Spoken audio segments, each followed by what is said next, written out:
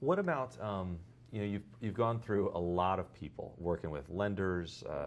I mean, I recommend one of the things when I talk to agents is you choose people. I mean, you have to you need for them. The baseline is that they're good and dependable, right? But really, if you're going to be picking a person, you really want to say, how can they help serve my clients better so that I'm able to, the business is growing.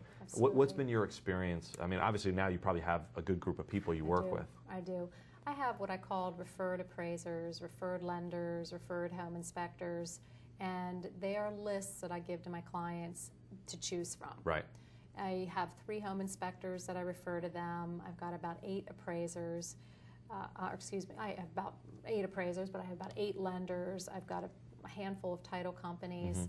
Again, it comes with the trust. Most people you meet with don't have the resources, and they're looking for guidance. They've chosen you, number one, because they already trust you. And you have to earn the trust. So if you have a good team surrounding you and you refer, and that person will do a great job, it enforces the trust. Right. So I do. I've got teams, and I have to say, very rarely do clients sway from my referred people, and and it does. It keeps the ship moving forward. Every lender has been a long-term relationship, again, of trust, but I let them earn their business. I let them earn their business. The client will call them. They'll say, hey, I'm working with Sue. I was referred, and they will have to do what they need to do to get the transaction. So sometimes I have 3, 4 of them on my list vying for the same client. Right. But yes, we keep a very tight rein on that. Now, of course, there are clients that bring their own lenders to the game. They always get a personal phone call from me. Right. Can you accomplish this? I pretty much say, this is what we need to do. Can you do it? If they say, I need more time, I said, you don't have it. You either need to commit to it now or we need to move on. So we pretty much, again, I'm a project manager. Right. I manage the entire process of the transaction. And I have to figure out up front if every team member is going to be able to make it. That's a really interesting way of looking at it. I mean, it's true. You're obviously bringing all these pieces together, and the biggest thing it seems to me about that is picking somebody. It's like no drama, right? You want no stress because ultimately there's enough other things that can go wrong. Right. You want the lender, you want the settlement company, you want the home inspector. If they really do, if they're not rude, and if they just take care of things, then it's like that's a good start, Yeah. We had I asked you before we had gone on the air. I had said I had said, well, if you had been dropped into a new area, what would you do? But I'm not going to put you on the spot with that one. The question is, if you're given 2 things, if you're given a piece of put me on the spot. I'll answer that. Okay, all right. So we take Sue, and we say, Sue, you can't use any of your contacts. You can't use any of your real tangible things. All you can use is what you've learned, and we pop you into Austin, Texas, right? What would your first 90 days look like? I'd teach. I would teach. Teach what? What do you mean? I would teach other realtors how to be great. Okay. Well, let's say you can't. I can't do real estate? No, you can. No, obviously you can do real estate, but you can't trade on your experience. You're a brand new agent in Austin, Texas. Okay. What would I do? Yeah.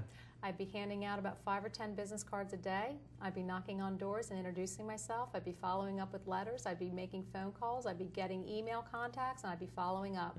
Constant. That's what people want. In fact, you should never fear going into anything new. As long as you can make contact, look at people straight in the eye. Right. Be honest. People buy trust. People want to work with good people, and I don't have a concern with any of that. I'm not planning on moving to Austin or any other place. Or being prohibited from using any of your experiences. Right. But real estate is not the end all in life. This is just what I do, and it's what many others do. You can take so many things of what we do on a daily basis and move that into a new situation and make it great. But it all starts from within in the desire to be the best at what you want to be. We talked about managing, sort of how you stay up, et cetera, and this will be our last question is, think about it from a reading list perspective, or if you said, listen, any agent that came onto my team, any agent that was part of my brokerage, or just any agent that I wanted to be successful, here are the people who have influenced me, the writers, the whatever who have influenced me. What would be your short list? I'll tell you, I don't sit down and read too many books, to be honest with you. I mean, my life is very full.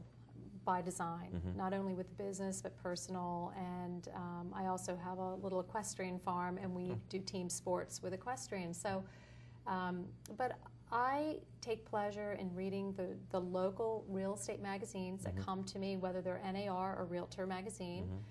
I get a lot out of those. I attend meetings and workshops local, get a ton out of that. I also get pleasure in just the local, the associations. DAR has a lot of lunch and learns. These are things that apply directly to what we do. And again, they bring us greater knowledge so that we can know more and be better. So I take advantage of everything that's around me. And I also read the short, quick, easy articles. In fact, I'll keep them in my car and read them at a red light if I have to.